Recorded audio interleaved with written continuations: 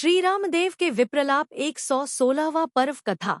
अथानंतर गौतम स्वामी कहते हैं कि हे राजन, लक्ष्मण के मृत्यु को प्राप्त होने पर युग प्रधान राम ने इस व्याकुल संसार को छोड़ दिया। उस समय स्वरूप से कोमल और स्वभाव सुगंधित नारायण का शरीर यद्यपि निर्जीव हो गया था, तथापि राम उसे छोड़ नहीं रहे थे। वे उसका आलिंगन करते थे, गोद में रखकर उसे पोंछते थे, सूंघते थे, चूमते थे और बड़ी उमंग के साथ भुजपंजर में रखकर बैठते थे। इसके छोड़ने में वे क्षण भर के लिए भी विश्वास को प्राप्त नहीं होते थे। जिस प्रकार बालक अमृत फल को महाप्रिय मानता है, उसी प्रकार वे उस मृत शरीर को महाप्रिय मानते थे। कभी विलाप करने लगते कि हाय भाई, क्या तुझे यह ऐसा करना उचित था? मुझे छोड़कर अकेले ही तूने चल दिया। क्या तुझे यह विदित नहीं कि मैं तेरे विरह को सहन नहीं कर सकता, जिससे तू मुझे दुख रूपी अग्नि में डालकर अकस्मात यह करना चाहता है? हाय तात, तूने यह अत्यंत कर कार्य क्यों करना चाहा, जिससे कि मुझसे पूछे बिना ही परलोक के लिए प्रयाण कर दिया? हे वत्स, एक बार तो प्रत्युत्तर रूपी अमृत शीघ्र प्रदान कर। तू तो बड़ा विनयवान था, फिर दोष के बिना ही मेरे ऊपर भी कुपित क्यों हो गया है? हे मनोहर, तूने मेरे ऊपर कभी मान नहीं किया, फिर अब क्यों अन्य रूप हो गया है? कह, मैंने क्या किया है? तू अन्य समय तो राम को दूर से ही देखकर आदरपूर्वक खड़ा हो जाता था और उसे सिंहासन पर बैठाकर स्वयं पृथ्वी पर नीचे बैठता था। हे लक्ष्मण, इस समय चंद्रमा के समान सुंदर नखावली से युक्त तेरा पैर मेरे मस्तक पर रखा है, फिर भी तू क्रोध ही करता है, क्षमा क्यों नहीं करता? हे देव, शीघ्र उठ, मेरे पुत्र वन को चले गए हैं, सो जब तक वे दूर नहीं पहुंच जाते हैं तब तक उन्हें वापस ले आवें।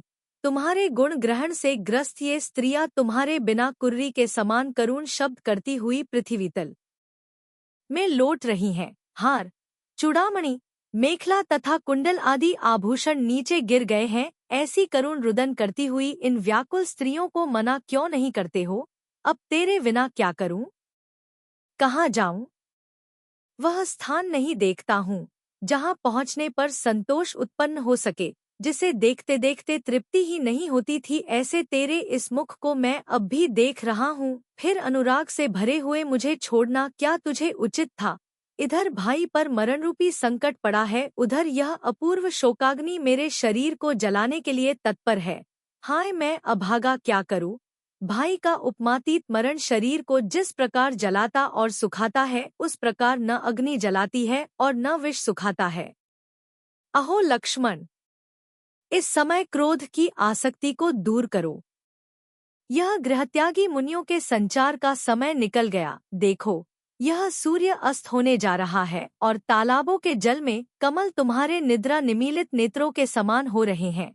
यह कहकर अन्य सब कामों से निवृत्त राम ने शीघ्र ही शैया बनाई और लक्ष्मण को छाती से लगा सोने को उपक्रम किया। वे कहते कि हे देव, इस समय मैं अकेला हूँ, आप मेरे कान में अपना अभिप्राय बता दो कि किस कारण से तुम इस अवस्था को प्राप्त हुए हो।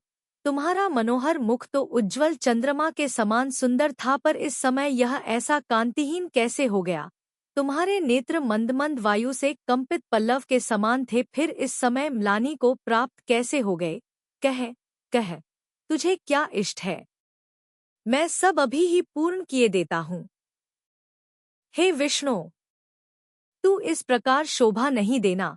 मुख को व्यापार सहित कर, अर्थात मुख से कुछ बोल। क्या तुझे सुख दुख में सहायता देने वाली सीता देवी का स्मरण हो आया है? परंतु वह साध्वी तो परलोक चली गई है, क्या इसीलिए तुम विषाद युक्त हो? हे लक्ष्मीपते, विषाद छोड़ो।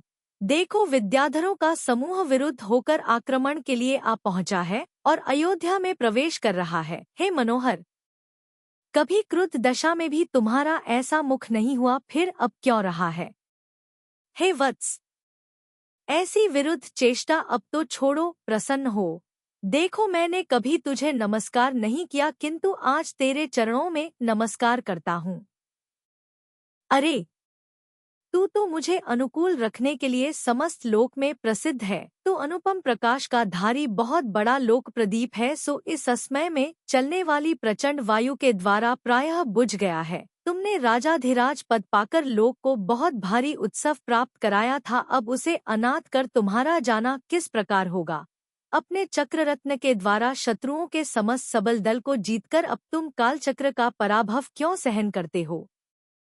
तुम्हारा जो सुंदर शरीर पहले राजलक्ष्मी से जैसा सुशोभित था वैसा ही अब निर्जीव होने पर भी सुशोभित है। हे राजेंद्र, उठो, निद्रा छोड़ो, रात्रि व्यतीत हो गई। यह संध्या सूचित कर रही है कि अब सूर्य का उदय होने वाला है। लोकालोक को देखने वाले जिनेंद्र भगवान का सदा सुप्रभात है तथा भगवान मुनि सुव्रत देव अन्य भव्य जीवरूपी कमलों के लिए शरण स्वरूप हैं। इस प्रभात को भी मैं परम अंधकार स्वरूप ही जानता हूँ, क्योंकि मैं तुम्हारे मुख को चेष्टारहित देख रहा हूँ।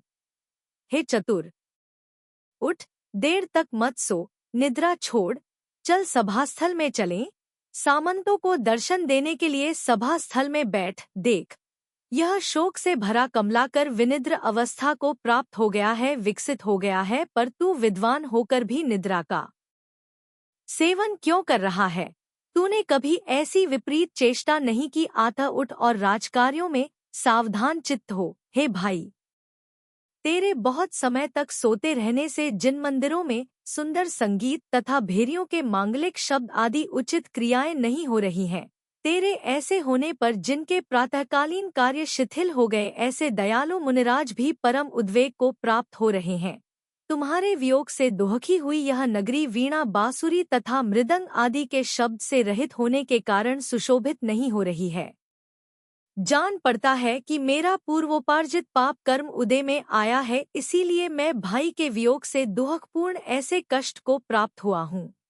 हे मानव सूर्य, जिस प्रकार तूने पहले युद्ध में सचेत हो मुझ शोकातुर के लिए आनंद उत्पन्न किया था, उसी प्रकार अब भी उठ और अत्यंत खेद से खिन्न मेरे लिए एक बार आनंद उत्पन्न कर। इस प्रकार आर्ष नाम से प्रसिद्ध श्री विषयणाचार्य प्रणीत पद्मपुराण में श्री रामदेव के विप्रलाप का वर्णन करने वाला 116वां पर्व समाप्त हुआ। 116।